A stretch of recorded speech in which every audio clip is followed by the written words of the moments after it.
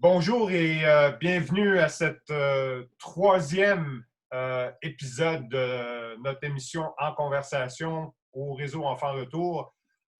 Écoutez, aujourd'hui, j'ai le plaisir et le grand honneur d'avoir avec nous très grande amie du réseau Enfants Retour, Mme Linda Brosseau, anciennement gendarme à la Gendarmerie royale du Canada ici pour la province de Québec. Linda, merci infiniment de te joindre à nous et très hâte qu'on puisse discuter en longueur là, des dossiers qu'on a travaillés ensemble. Ça me fait plaisir. Bienvenue dans mon oasis. Très contente de te parler, Patrick. Ça fait trop longtemps qu'on ne s'est pas parlé. Absolument. Tout à fait d'accord. Moi, c'est très beau en passant où ce que tu es. Très calme. Linda, dis-moi, au niveau de la GRC, toi, tu étais ici pour la province de Québec et tu as été coordonnatrice du programme Nos enfants disparus. Mais en tout, tu as été gendarme pendant combien d'années? Gendarme, je suis rentrée dans GRC en 87. J'ai obtenu le poste de coordonnatrice du programme des enfants disparus pour la province de Québec en 95. Et je suis restée dans ce poste-là jusqu'en 2007, janvier 2007. Donc, suite à ça, c'est là que j'ai changé de grade et j'ai changé de poste, évidemment. Donc, j'ai été presque 12 ans coordonnatrice du programme des enfants disparus pour la province de Québec. Mon rôle, Patrick, était d'être en assistance à tous les services de police ou toutes les agences ou même les organismes tels que le vôtre dans le cadre des disparitions d'enfants. Donc, que ce soit municipal, provincial, national, international, les dossiers où il y aurait eu des enfants qui auraient été enlevés de l'extérieur du Québec et qui auraient été amenés ici. Donc, je répondais à plein d'appels. Non, mais c'est bon, j'apprécie que tu le clarifies parce que souvent, c'est ce que les gens se demandent aussi. Si on a déjà nos corps de police ici, provinciaux et municipaux, c'est comment est-ce que la GRC intervient dans ces dossiers-là? Puis, non, c'est bien que tu le clarifies parce qu'en même temps, souvent, ce qu'on voit dans les dossiers, surtout au niveau d'enlèvement international, il y a plusieurs joueurs qui sont impliqués dans ces dossiers-là. C'est sûr que quand on voit des dossiers qui ont été médiatisés, tu vois les personnes qui ont été impliquées du début, mais en arrière-scène, le public ne voit jamais là, ce qui a été fait. Exact. C'est correct jusqu'à un certain point, mais en même temps, je pense que c'est important pour les gens qui nous suivent, les gens qui nous écoutent, de bien comprendre surtout ton rôle au niveau de la GRC dans ces dossiers-là. Là. Exact. Notre rôle, il y avait 3 volets, vraiment. Il y avait le côté prévention, où on faisait des kiosques, où on rencontrait les parents, comment prévenir un enlèvement parental. On avait un côté préventif quand même assez élaboré dans le temps. Je ne sais pas si c'est encore comme ça. Côté formation, qui était excessivement important parce que ça l'a permis probablement de sauver bien des enfants. On donnait des formations, d'ailleurs, tu étais présent, on donnait des formations au service de police de la Ville de Montréal où on avait un après-midi simplement là, sur l'enlèvement parental et comment gérer ces dossiers-là parce que ça reste quand même assez complexe et le temps est très important. Le laps de temps est important. Il faut vraiment entreprendre les démarches rapidement pour être capable de prévenir que l'enfant quitte ou encore de travailler à ce qu'il revienne. Et finalement, le 3e volet était le volet opération où on devait être sur appel et répondre aux demandes des services policiers, des agences gouvernementales et du réseau Enfants Retour, entre autres. C'était vraiment le côté probablement le plus opérationnel de mon travail. Il y a une partie aussi, puis écoute, moi puis toi, on le sait parce qu'on l'a vécu souvent, il y a une partie de ton travail qui était toujours délicat, et ça, c'était, et j'utilise le terme de façon très délicate, là, au niveau des relations médias. Souvent, tu Ouais. étais appelé à parler aux médias. Les gens se souviennent, on t'a vu souvent aussi dans les médias. C'est plus vraiment, écoute, c'est sûr, les choses ont changé. C'est plus vraiment ce qu'on voit aujourd'hui, mais la raison pourquoi je le souligne, c'est parce que, encore quand on parle de prévention, l'importance d'avoir les informations le plus rapidement, puis de pouvoir réagir rapidement.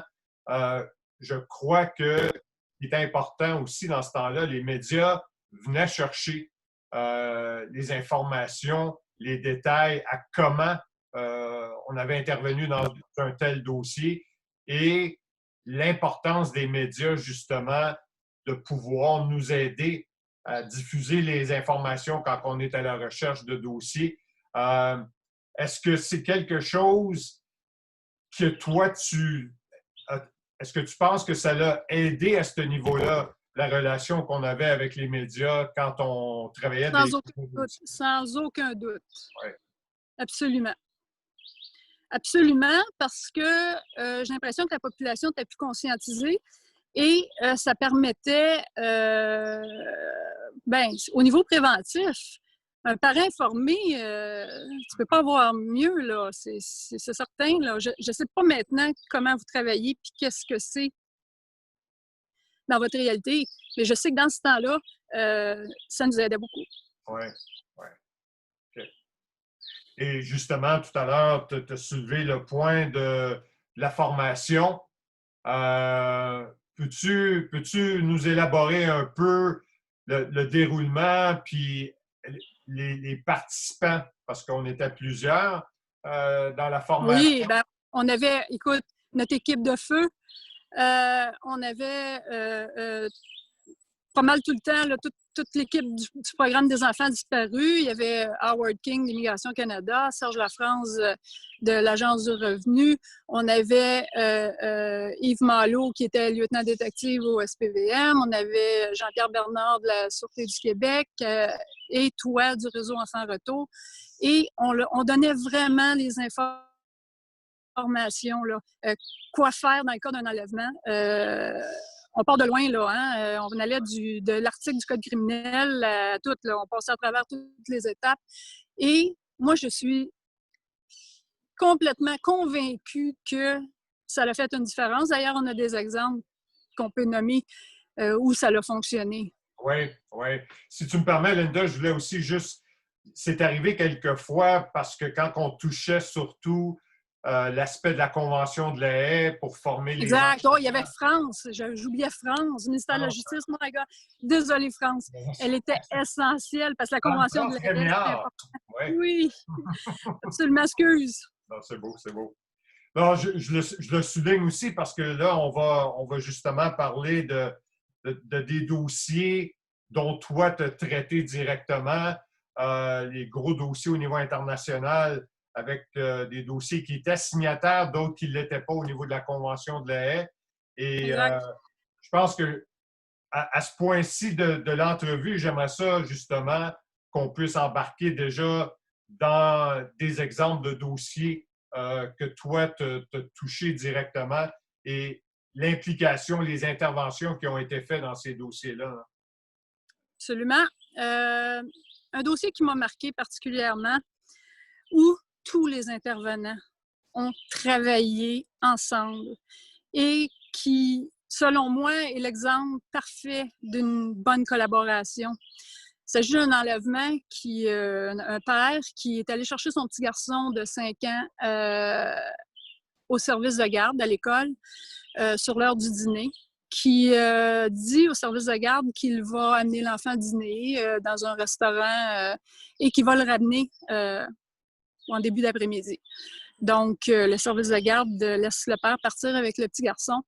Ce qui est arrivé, c'est qu'il est pourvenu.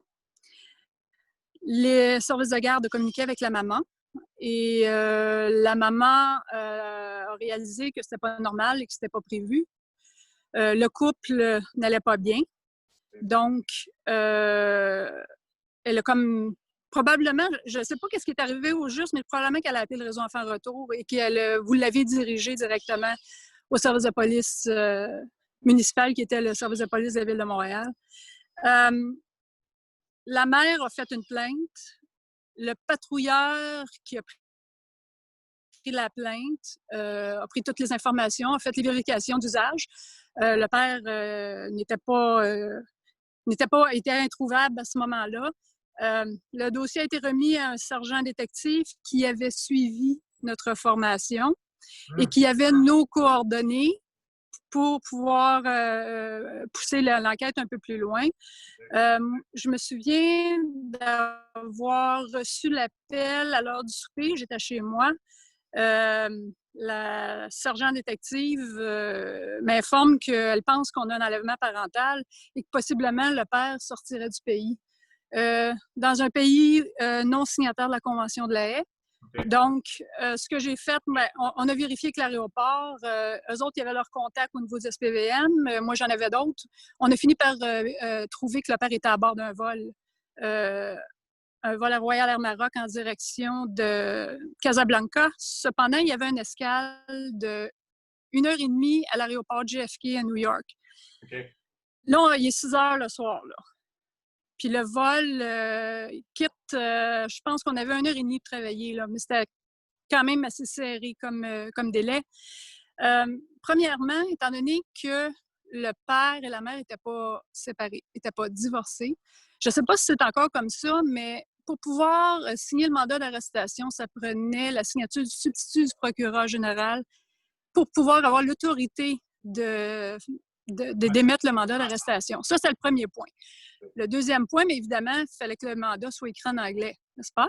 Parce que si on veut que les Américains nous aident, il faut que ce soit écrit en anglais. Un détail, mais ça reste quand même que c'est sérieux. Donc moi, à travers notre amie France Rémillard au ministère de la Justice, j'ai oublié tantôt que je m'en excuse encore une fois, elle a réussi à me trouver la personne qui avait l'autorité de signer. On parle encore qu'on est à l'extérieur des heures normales de bureau. Ouais. Finalement, on a trouvé le juge qui était capable de signer le mandat. Moi, pendant ce temps-là, j'étais en communication à travers nos contacts d'immigration avec Howard et d'autres personnes, voir qui prendrait action à l'aéroport. Parce que l'avion était sur le tarmac, prêt à décoller dans les minutes qui suivent. Je pense, dans le temps, on n'avait pas les moyens de communication qu'on a aujourd'hui. Hein? C'était par fax. Puis à tous les 3 secondes, ça changeait de numéro de fax. Là, puis finalement, on a réussi à trouver la bonne personne avec le bon fax. On a envoyé une copie du mandat. Les Américains ont été fantastiques, sont rentrés à bord du vol, ont pris charge, ont mis le père en état d'arrestation dans l'avion, sorti le père et l'enfant. Là, il est 9 h le soir, OK? Maintenant, les services sociaux américains, étant donné qu'il n'y a pas d'ordonnance de garde, personne n'a la garde légale, le couple n'est pas séparé, ils voulaient remettre l'enfant aux services sociaux américains. Là, ce qui est arrivé, là,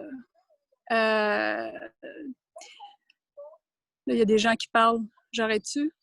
Non, c'est correct. OK, c'est bon. Ce que j'ai fait, j'ai communiqué avec l'ambassade à Washington, avec notre agent de liaison, qui nous a donné l'information concernant le consulat à New York. Et c'est le consulat canadien qui a pris charge de l'enfant et ont organisé le transport. Ils sont revenus à 00h30 du soir à l'aéroport de Dorval. J'étais avec la mère.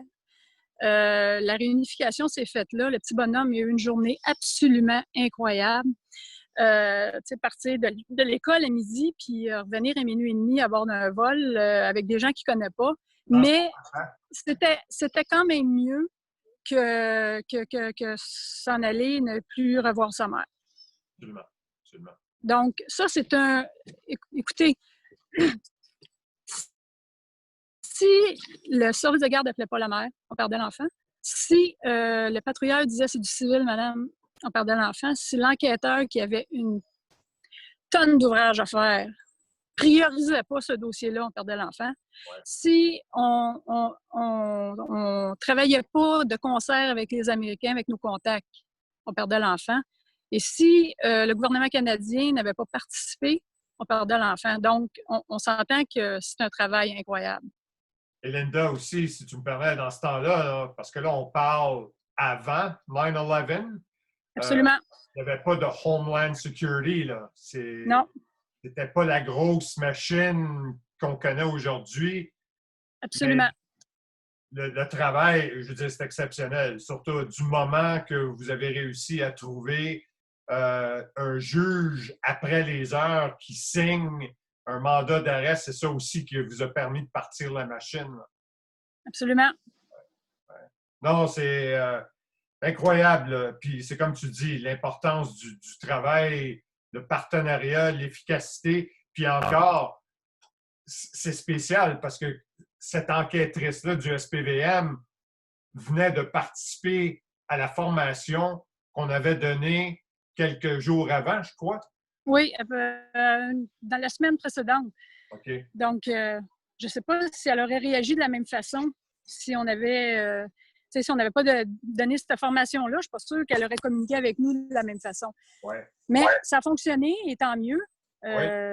Le père a été ramené au Canada. Il a dû passer à travers le système, là, comme quoi il a fait un enlèvement en vertu de 282, 283 du code, là, qui n'ont pas dû changer encore. Non, pas du tout. Non. Alors, c'est un bon success story, comme on dit. Oui. Un autre dossier Oui. où les enfants avaient été déjà enlevés et amenés dans un pays non signataire de la Convention de la Haye. Ce qui est arrivé, c'est le père est parti visiter sa propre famille à lui. Le couple n'était pas canadien, mais les enfants étaient nés ici. Donc, les enfants étaient canadiens. Okay. Le père est allé visiter sa famille avec les deux enfants. La mère est restée ici. Quand il est arrivé là-bas, il a dit « Je ne reviens plus, c'est fini. Tu ne reverras plus tes enfants. Merci, c'est terminé. » Alors, la mère a communiqué avec moi le matin en panique. Je l'ai référée chez vous. Vous l'avez bien dirigée. Elle est allée faire une plainte au service de police municipale et le policier enquêteur a communiqué avec moi et m'a demandé les directives, voir comment on peut gérer ça. Y a-t-il vraiment quelque chose à faire? La mère a obtenu la garde légale de ses deux garçons canadiens parce que, bon, elle habite au Canada, son lieu de résidence est ici, les enfants sont canadiens. On a réussi à obtenir un document, ça a été, c'est l'enquêteur au SPVM qui a fait ça, puis j'ai été vraiment impressionnée, là. Un document du consulat attestant que la mère avait la garde légale des enfants ici au Canada, que les enfants étaient canadiens. Moi, à travers notre agent de liaison dans le pays en question, on a des agents de liaison à travers le monde de la GRC. J'ai communiqué avec lui, j'ai fait part de notre dossier, de quelle façon on pouvait traiter ça dans le pays là-bas. Lui avait des contacts, évidemment, quand même assez étroits. Il a été capable. Évidemment, la mère a dû redescendre, là, est allée dans le pays, avec toute la documentation nécessaire. Elle a, avec le policier, avec l'agent de liaison là-bas, rencontré les autorités et le père a été ordonné de laisser les enfants reprendre l'avion avec la mère et revenir au Canada. Ça a fonctionné. Juste pour vous dire, ça ne s'est pas fait en 6 heures comme l'autre dossier. Là. Ça a été quand même un long processus, là, qui peut-être 2 mois, à peu près 1 mois et demi, 2 mois, ce qui est, dans le fond, dans les cas d'enlèvement parentaux, tu vas être d'accord avec moi, Pat, là, c'est quand même assez rapide. Absolument. 2 mois et demi, hein, 1 mois et demi, 2 mois, là. Oui. On a réussi à ramener les enfants et juste pour vous donner une idée, le père ne voulait absolument pas revenir ici. Il s'était déjà remarié là-bas. Wow! Incroyable. En temps d'1 mois. Oui.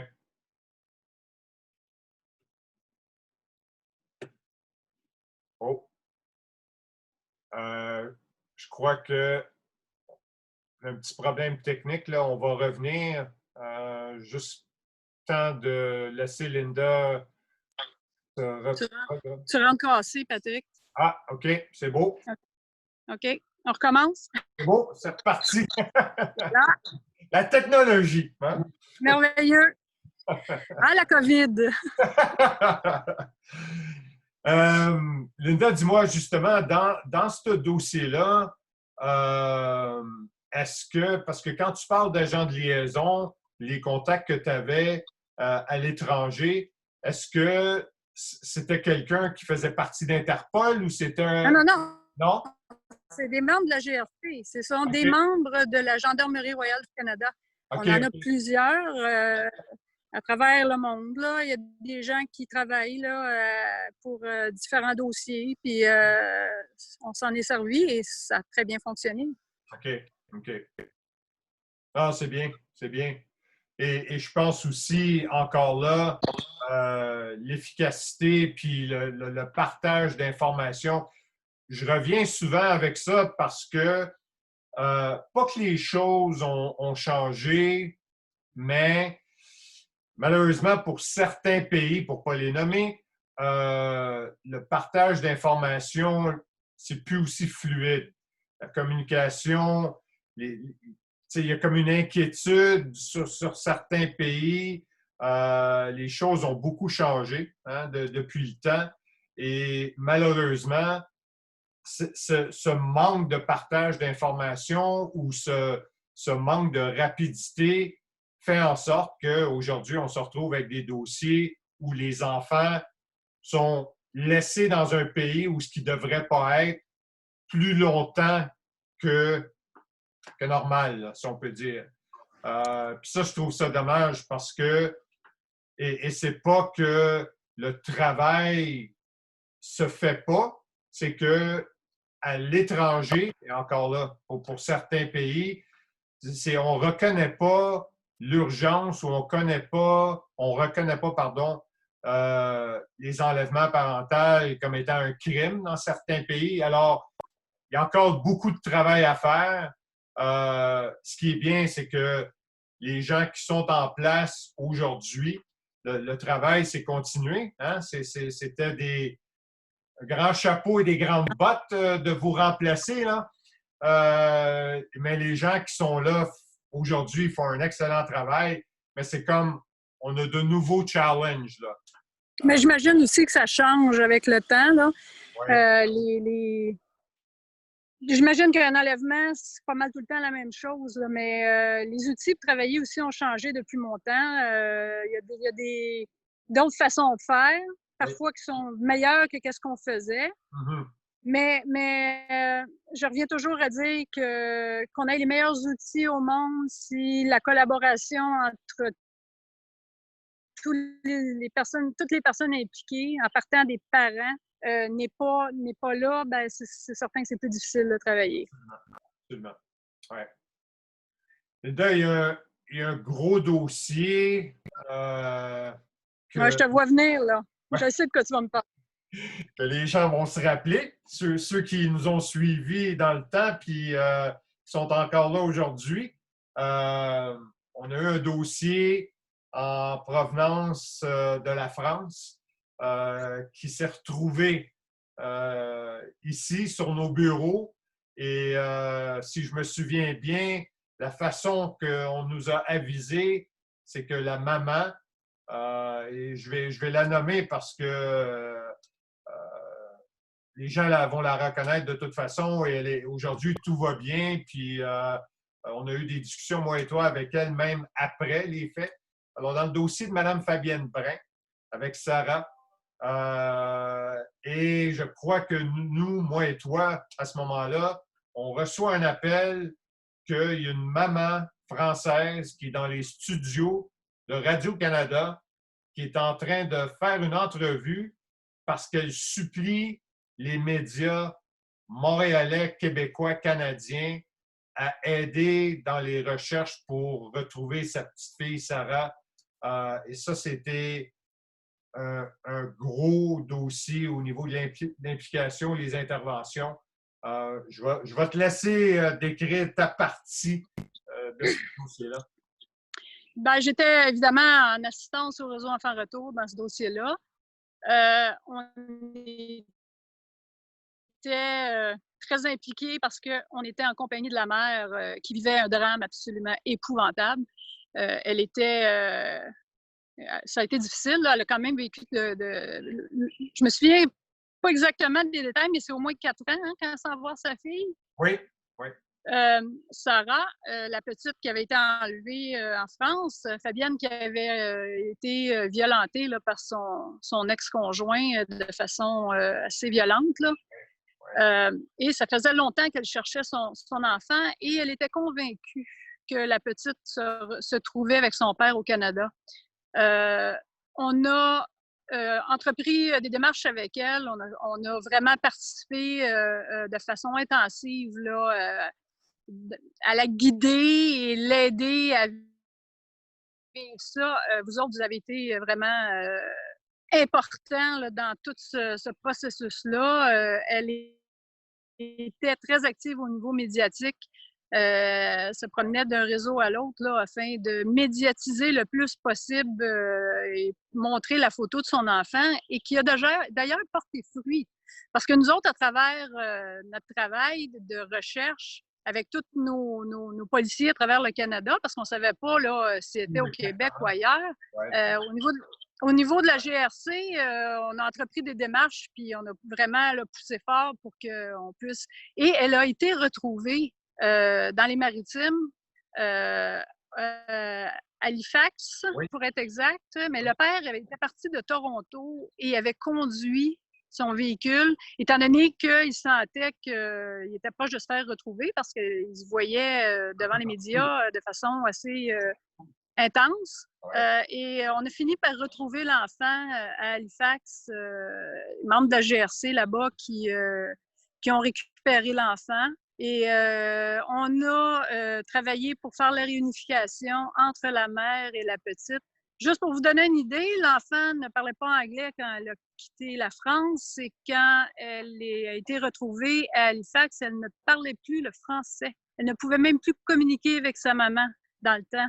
Et elle a quand même dit lors de la réunification qu'elle a attendu tous les jours que sa maman vienne la chercher. Je ne sais pas si tu te souviens, t'en souviens-tu, Pat? Hey, écoute, ça m'avait marqué. Hein? Les enfants n'oublient jamais. Hein? Ah oui, absolument. Oui, je me souviens de ça. Et même, à un moment donné, on voit quand ils arrivent à Dorval, au retour de l'aéroport, j'avais jamais vu autant cet enfant-là avait des gardes du corps comme si elle était une vedette rockstar, là. Les gens de la GRC, les policiers d'Halifax, la police de... Je veux dire, c'était incroyable. Et là, tu vois ce petit bout de chou-là sortir à travers ces gens-là. Puis, on lui avait donné un toutou. Elle avait son toutou du réseau Enfants Retour dans ses mains. Et je me souviendrai toujours parce que on ne contrôle pas les médias. Hein? Alors, les médias se retrouvent à l'aéroport. Et je me souviendrai toujours, les gens voulaient tellement parler à Fabienne et savoir comment allait la petite qu'à un moment donné, Fabienne Brin, la maman, s'est retournée de bord pour faire face à tous les caméras. Et tout ce qu'elle a dit, c'est merci au Québec, merci aux policiers, merci à tous les médias, mais là, je veux juste tout simplement être avec ma fille. Et là, elle est partie avec Sarah et la suite, on la sait, là, le retour en France qui s'est bien déroulé. Et aujourd'hui, mais moi et toi, on a l'avantage d'avoir gardé ce contact-là aussi. Il y a certains dossiers qui nous marquent dans notre carrière, mais celui-là, surtout le fait de continuer d'avoir des nouvelles et qu'on reçoit des cartes de Noël puis des photos que Sarah a l'air aujourd'hui avec sa sœur Eva, là, incroyable. C'est notre paye. C'est notre paye, ça, Patrick. C'est notre paye. Absolument. Oui, un bon dossier. Si j'ai un conseil à donner aux parents qui vont regarder cette vidéo-là, parce que c'est vraiment à eux que ça s'adresse, Absolument. faut jamais lâcher et ne jamais perdre espoir. Les dossiers qu'on vient de vous parler, on voit que ça peut fonctionner. On ramène des enfants qui sont partis à l'étranger. On empêche des enfants de quitter et on retourne des enfants qui ont été enlevés et amenés ici. C'est possible et il faut continuer le travail. Il faut absolument, les parents, vous avez besoin de nous, on le comprend, mais ne perdez jamais espoir, jamais. Merci, Linda. Ouais, je pense que ça, c'est un mot qui revient souvent, mais c'est énorme comme conséquence aussi parce que oui, il y a certains dossiers qui peuvent prendre plus de temps que d'autres, mais je pense que ce qui est important aussi, comme tu dis, pour les parents, malheureusement, qui vivent cette situation-là, le mieux qu'on peut faire, c'est de vous rassurer qu'on va toujours être là, le travail va toujours se faire du mieux qu'on peut avec ce qu'on a comme gens de l'autre côté qui vont réussir à nous aider aussi. Mais c'est un travail d'équipe, c'est quelque chose qui s'est toujours fait en partenariat et il n'y a rien qu'on peut faire s'il manque un bout de notre chaîne d'espoir. La preuve, c'est que Tu as tellement raison. Ouais, Tellement raison. ouais, absolument. Linda, écoute, merci infiniment. Ça m'a fait un plaisir, non seulement de discuter, mais de te revoir. C'est vrai que ça fait longtemps. Comme Yves Malo a mentionné dans notre conversation précédente, on arrive à se voir de temps en temps, et là, je comprends surtout avec les circonstances spéciales, c'est pas aussi facile, mais au plaisir de se réunir encore là, avec la gang. J'ai bien, bien hâte qu'on puisse tous se revoir en chair et en os et non pas à travers un écran de téléphone cellulaire. Tout à fait d'accord. Hey Linda, merci encore. Ça fait plaisir, n'importe quand. Attention à toi, puis à la prochaine. OK.